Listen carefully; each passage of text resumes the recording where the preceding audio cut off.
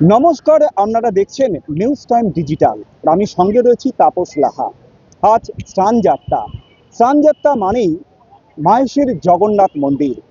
পুরীর পরেই যে মন্দিরকে দ্বিতীয় মন্দির হিসাবে বিখ্যাত, স্বাভাবিকভাবেই সেই মন্দিরের স্নানযাত্রা উপলক্ষে অর্থাৎ 630 বছরের এই মন্দিরের স্নানযাত্রা হিসাবে সকাল থেকেই কিন্তু মন্দির চত্বরে কিন্তু সাজানো হয়েছে এবং সেখানে কিন্তু ভক্তদের সমাবেশ হয়েছে।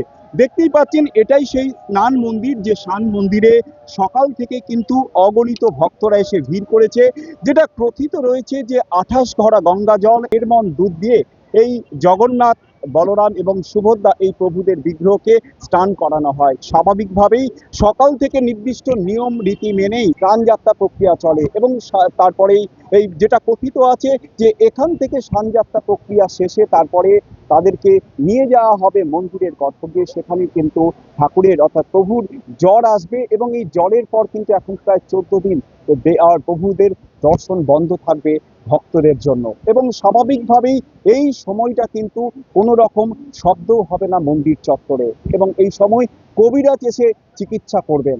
স্বাভাবিকভাবেই ঠিক 14 দিন পর নবযৌবন উৎসব হবে এবং সেই নবযৌবন উৎসবে মন্দিরের দরজা ফের খোলা হবে ভক্তদের জন্য এবং ঠিক তারপর অর্থাৎ দুদিন পর অর্থাৎ আগামী 16ই জুলাই রথযাত্রার উৎসব এবং স্বাভাবিকভাবেই এই রথযাত্রার উৎসবকে কেন্দ্র করে বাড়তি তৎপরতা কিন্তু শুরু হয়ে গেছে এই মন্দির চত্বরে।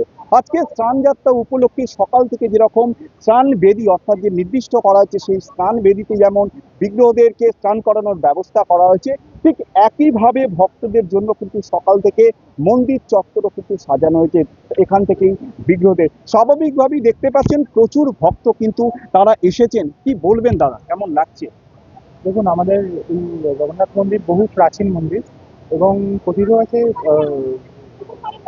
পুরী গৌরাঙ্গ চৈতন্য উনি পুরী যাওয়ার পথে এইখান দিয়ে গেছিলেন। তো আপনি যদি একটু এগিয়ে যান তাহলে বিভিন্ন জায়গার নাম চৈতন্যদেবের নামে।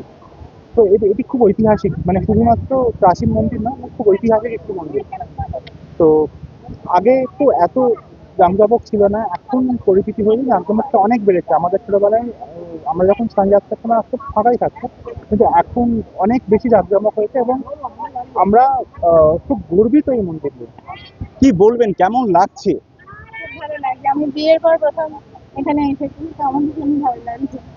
আগে তো সেরকম ভাবে দেখার অভিজ্ঞতা ছিল না। আজকে স্নানযাত্রার উৎসব, কি আমরা আসি প্রার্থনা প্রতি করবেন? বছর, সবাই যেন ভালো থাকে এটাই প্রার্থনা করি। ঠিকই তাই, প্রভুর কাছে সকলের প্রার্থনা সবাই যেন ভালো থাকে এবং এই স্নানযাত্রা উপলক্ষে কিন্তু সেইভাবেই মন্দির চত্বরও কিন্তু সেজে উঠেছে এবং এই সকালের দিকে এই স্নানযাত্রার পর সারাদিন রয়েছে বিভিন্ন ধরনের অনুষ্ঠান এবং তারপরে রথযাত্রার জন্য তৈরি হবে এই মন্দির কমিটি। স্বাভাবিকভাবেই সেই রথযাত্রার উৎসব আগামী 16ই জুলাই, তার জন্য কিন্তু মন্দির চত্বর কিন্তু সেজে উঠছে। সব মিলিয়ে আজকে স্নানযাত্রার উৎসবকে কেন্দ্র করে ভক্তদের মধ্যে কিন্তু ব্যাপক কিন্তু উৎসাহ চোখে পড়েছিল। হুগলি থেকে, শ্রীরামপুর থেকে ক্যামেরায় শুভাশিস প্রামাণিকের সাথে তাপস লাহা, নিউজ টাইম।